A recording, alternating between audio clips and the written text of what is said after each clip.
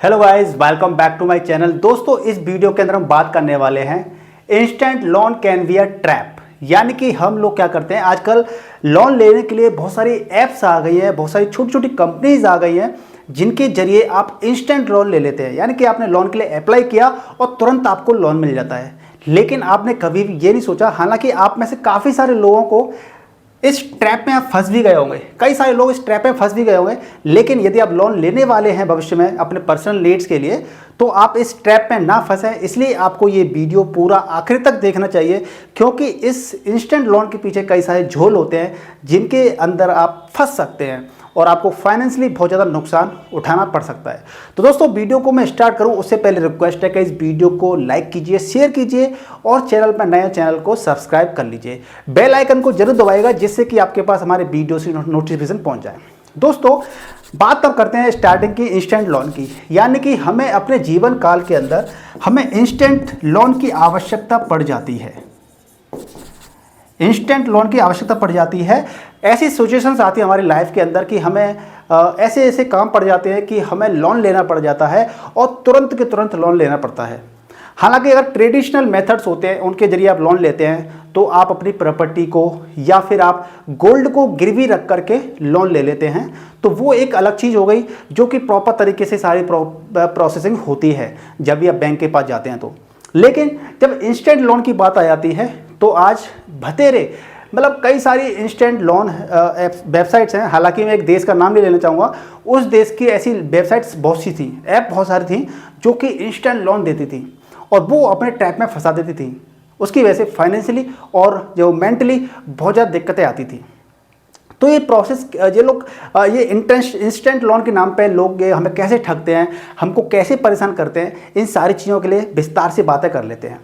तो आप traditional method, जैसे कि मैंने आपको बताया कि आप गोल्ड गिरवी रख करके या अपनी प्रॉपर्टी रख करके लोन लेते हैं, तो वो एक अलग चीज़ हो गई। लेकिन हम बात कर रहे हैं इंस्टेंट लोन की। सपोज दैट आपके परिवार में कोई बीमार हो गया या कोई ऐसी इमरजेंसी आन पड़ी जिसमें आपको पैसों की आवश्यकता है, चाहे वो 10,000 रुपये की आवश्यकता हो, चाहे 20,000 की, 50,000 की, 1,00,000 रुपये की। तो आपको क्या होता है, इन इंस्टेंट लोन की वजह से आपको बहुत जल्दी आपको पैसा मिल जाता है, तुरंत आपको पैसा मिल जाता है, आपके अकाउंट में पैसा आ जाता है। तो होता क्या है कि आप मान लीजिए किसी एक इस तरह की ऐप के पास या इस तरह की एक कंपनी के पास आप गए लोन लेने के लिए, तो बेसिकली होता क्या है कि जो ये कंपनीज होती हैं ना, जो ये कंपनीज होती हैं इंस्टेंट लोन वाली, जो ये कंपनीज होती हैं लोन वाली, ये क्या होती है, नॉन बैंकिंग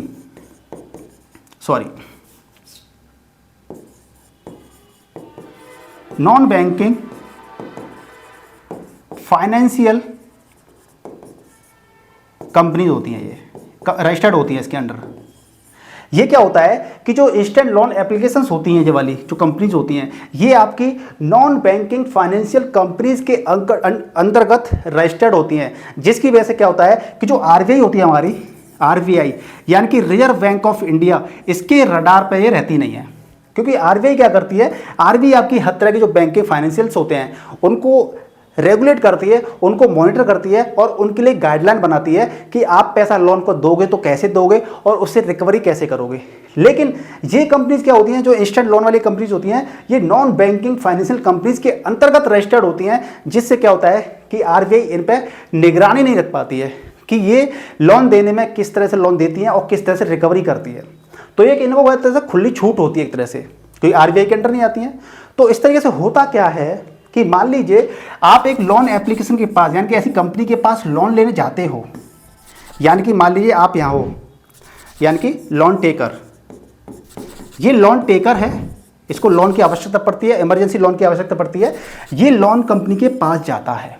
और ये जो कंपनी है, ये इंस्टेंट लोन वाली ऐप है या कंपनी है, क्या करती हैं कि ये आपसे क्या करवाएंगी, पेपर वर्क, बहुत लंबा चौड़ा पेपर वर्क होता है, या फिर आपको ऑनलाइन ही आपसे टर्म्स एंड कंडीशन जो इनकी होती है, टर्म्स एंड कंडीशन होती हैं इनकी, टर्म्स एंड कंडीशन जो होती हैं उस पर आपको क्या करवा लेती हैं, आपको साइन करवा लेती हैं या आपको एक्नॉलेज ले लेती हैं कि यस आप इन टर्म्स एंड कंडीशन को फॉलो करते हैं, मानते हैं। और उन टर्म्स एंड कंडीशन में जो लोन टेकर होता है वो बहुत सारी कंडीशंस ऐसी होती हैं कि वो उनको समझ नहीं पाता है, या वो ऐसी दुविधा में होता है कि उसको पैसों की आवश्यकता होती है ज़्यादा से जल्दी, तो इसलिए वो टर्म्स एंड कंडीशन को देख नहीं पाता है और जल्दी से बस यस यस ओके ओके करते हुए सारी कंडीशन को वो ले लेता है। तो फिर होता क्या है कि जो लोन कंपनीज होती हैं, अब ये रिकवरी कैसे करती हैं? ये जो लोन कंपनीज होती हैं ये अपने डेब्ट को,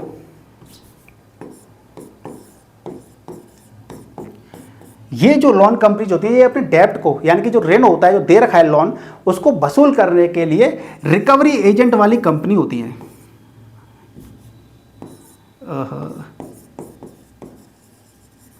रिकवरी एजेंट वाली कंपनी कह सकते हैं, कंपनी होती हैं या फिर एजेंट होते हैं। उनके जरिए क्या होता है, उस पैसे को रिकवर करने का खेल शुरू हो जाता है। अब वो आपको इन जो रिकवरी एजेंट वाली कंपनीज होती हैं, इनके पास चाहे वाई हुक और क्रुक, ये पैसे को रिकवर करती हैं उस पार्टी से, उस बंदे से जिसने लोन ले रखा है, चाहे कोई भी तरीका आजमाना पड़े, क्योंकि यहाँ पे आरबीआई का रोल ही नहीं है, क्योंकि ये नॉन फाइनेंशियल बैंकिंग कंपनीज में रजिस्टर्ड होती है, तो आरबीआई इन पर निगरानी रख नहीं पाता है। तो इस तरीके से ये जो रिकवरी एजेंट होते हैं ये आपसे काफ़ी अच्छे तरीके से पैसे को वसूल करती हैं। अब ये तो बात होगी पैसा वसूल करने के लिए, लेकिन जब आप लोन लेते हैं तो यहाँ पे जो टर्म्स एंड कंडीशन होती है ना, यहाँ पे उनके कई सारे एडिशनल चार्जेज होते हैं, कुछ छुपे हुए खर्चे होते हैं, तो वो आप पे काफ़ी ज़्यादा लग जाते हैं। ये आप तो ये सोचिए करीब 40% तक, यानी कि 40% तक आपसे ये इंटरेस्ट वसूल कर लेते हैं, और उसके साथ में कुछ एकरिंग इंटरेस्ट भी होती हैं, ब्याज के ऊपर ब्याज भी कुछ ऐसे। तो यानी कई सारे ऐसे फंडे होते हैं जिसके जाल में आप फंस जाते हैं। तो गाइज इस तरीके से आपको कभी भी पैसे की आवश्यकता पड़ती है तो इस तरह के ट्रैप से बचना है। अब बात ये आती है कि हमें तो पैसे की आवश्यकता है, अर्जेंटली पैसा चाहिए, तो हम पैसा कहाँ से लें, कहाँ से हम पैसा लें? तो इसके लिए सिंपल सा तरीका ये होता है कि जो ऑथराइज्ड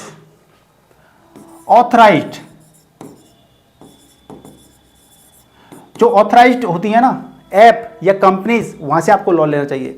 प्रॉपर तरीके से उनके प्रोसेस को फॉलो करना चाहिए। ऐसे ही किसी और एक चीज़ और इम्पोर्टेंट, जो फॉरेन, जो विदेशी कंपनीज होती हैं ना, जो लेंडर होते हैं, फॉरेन कंपनीज होती हैं, उनको आपको अवॉइड करना चाहिए। आपको अपनी इंडियन कंपनी से ही लोन लेना चाहिए जो काफ़ी ट्रस्टेबल है।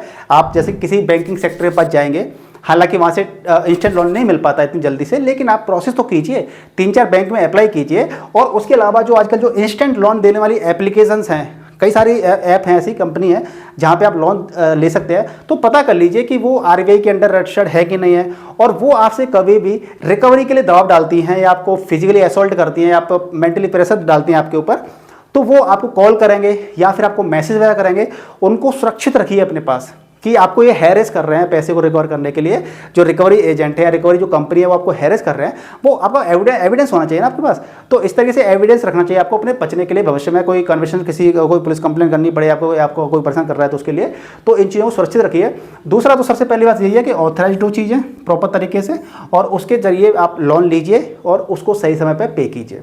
जो ये ट्रैप वाली बात होती है, क्या होता है कि मान लीजिए आपने कोई लोन ले रखा है पहले और फिर आपने एक और लोन ले लिया बाय द वे, तो वो क्या करते हैं, पिछले वाले लोन को भी चुकाने के लिए आपको प्रेशर डालते हैं, दबाव डालते हैं रिकवरी एजेंट्स। तो इस तरीके से हमें क्या है, आपको पैसे की आवश्यकता पड़ रही है, हर किसी को जब जीवन में कभी ना कभी पैसे की इमरजेंसी, पैसे की जरूरत पड़ जाती है, तो हमें पैसा ऐसी जगह से लेना है। अब देखो, आप साहूकार से लोगे, मतलब जो साहूकार आपने सुना होगा, कितना बदनाम नाम होता है साहूकार, मतलब कि पैसे उल्टी सीधी ब्याज लेते हैं, कोई रूल्स रेगुलेशन नहीं, आपके ज़मीनों पर अंगूठे लगवा लेते हैं। ऐसी जगह से लोन नहीं लेना है आपको। प्रॉपर ऑथराइज्ड आरबीआई के अंतर्गत जो आती हो, भारत के कानून को मानती हो, उससे लोन लीजिए तो आपको ज़्यादा बेनिफिट रहेगा। और आप जितने भी एडिशनल खर्चे होते हैं, हम लोग क्या करते हैं, जो टर्म्स एंड कंडीशन का जो पेज होता है ना, टर्म्स एंड कंडीशन वाला जो पेज होता है, चाहे वो किसी चीज़ का अकाउंट का पेज हो, चाहे हम कहीं अकाउंट खुलवा रहे हैं, चाहे गूगल का अकाउंट भी खोल रहे हैं, तो हम टर्म्स एंड कंडीशन कभी नहीं पढ़ते हैं। तो इसीलिए मैं आपसे कहना चाहूँगा कि जब कभी भी आप लोन लेते हैं तो टर्म्स एंड कंडीशन का पेज पूरा पढ़िए कि उसके अंदर क्या क्या कंडीशंस हैं, अगर आप बचना चाहते हैं भविष्य में आने वाली किसी भी मुसीबत से। तो दोस्तों, सेफ रहिए, सुरक्षित रहिए। इन ट्रैप से बचना है तो आप सारे पहलुओं पर चर्चा कीजिए, बात कीजिए, सलाह लीजिए किसी से, टर्म्स एंड कंडीशन को पढ़िए, तो आप प्रॉब्लम में नहीं फंसेंगे और आपको ज़्यादा एडिशनल चार्जेस या एडिशनल इंटरेस्ट आपको नहीं देनी पड़ेगी। तो दोस्तों, मुझे उम्मीद है कि इस वीडियो से आपको काफ़ी सीखने को मिला होगा। सीखने को मिला है तो जल्दी से वीडियो को लाइक शेयर कर दीजिए, कमेंट कीजिएगा, और यदि आपको कोई डाउट रहता है या कोई अच्छी बात लगती है तो कमेंट कीजिएगा। वीडियो को सब्सक्राइब, चैनल को सब्सक्राइब कर लीजिए। मिलते हैं नेक्स्ट वीडियो, तब तक के लिए goodbye and take care.